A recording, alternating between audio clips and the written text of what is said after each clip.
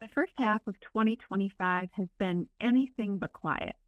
From new leadership in Washington to escalating global conflicts and trade negotiations, markets have had their fair share of ups and downs this year. I'm Angela Palacios, Chief Investment Officer here at the Center for Financial Planning, and thank you for listening in to our second quarter market highlights. We watched the S&P 500 hit new all-time highs, dip into correction territory, and then bounce right back. But here's the good news through all that volatility. Diversification worked.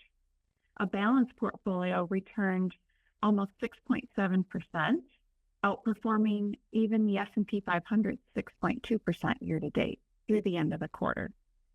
International large stocks led the way at almost 18% return this year, while U.S. small caps lagged, being down almost 2% for the year. Tariffs were a major theme this quarter. The Fed paused rate hikes, citing uncertainty driven by trade tensions, and the U.S. dollar depreciated over 10%, which was a big reason international has had such a strong year.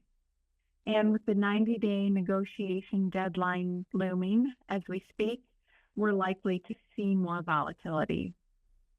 July 9th could bring one of three outcomes.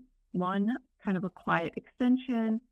Two, a celebration of deals. Or three, a tariff hammer drop. I think we're seeing a mixture. In April, we saw a rare sell America moment. Stocks, bonds, and the dollar all fell together. But in spite of the headlines, foreign banks are still buying U.S. Treasuries, and the bond yields remain low. Moody's did downgrade the U.S. credit rating from AAA to AA1, which is still strong, but no longer perfect.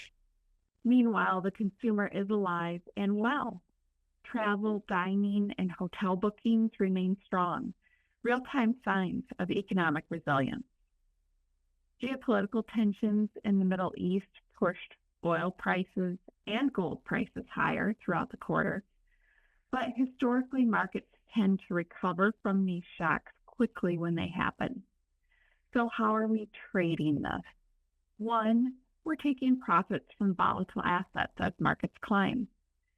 Two, we're adding municipal bond exposure where that's appropriate for clients. And three, we're continuing to work on things we can control, like reducing portfolio expenses.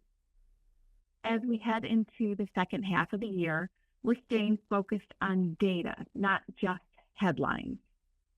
Thank you for your trust, and if you have any questions, don't hesitate to reach out and enjoy the rest of your summer.